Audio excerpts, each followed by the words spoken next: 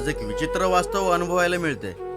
जे पालक स्वतः मराठी शाळेत शिकलेत, मराठीतून मोठे झालेत, मराठी भाषेच्या जोरावर नोकरी लागली, कुटुंब चालवलं, घर उभं केलं, तेच पालक आज म्हणतात माझं मूल इंग्रजी माध्यमातच शिकणार. का? कारण आज यशाचं मोजमाप भाषेवर नाही तर उच्चारांवर केलं जातं. मराठी शाळा म्हणजे मागासलेपणा आणि इंग्रजी शाळा म्हणजे हुशारी, असं चुकीचं समीकरण आपणच आपल्या मनात पक्क करून बसलो आहोत. आपण विसरतो की संस्कार भाषा शिकवते आणि विचार हे मातृभाषेतच घडतात. इंग्रजी शिकणं चुकीचं नसून मराठीला विसरणं हे चुकीचं आहे.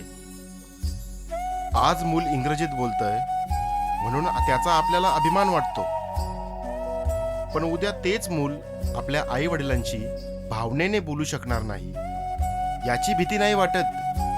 मराठी शाळा ही गरिबांची नाही तर संस्कारांची शाळा आहे. ज्या मातृभाषेने आपल्याला माणूस बनवलं तिलाच कमी लेखणं हे आपल्या मुळांवरच वार आहे. आजही वेळ आहे. इंग्रजी शिका पण मराठी सोडू नका. कारण मातृभाषा बदलली तर माणूस बदलतो आणि माणूस बदलला की समाज हरवतो.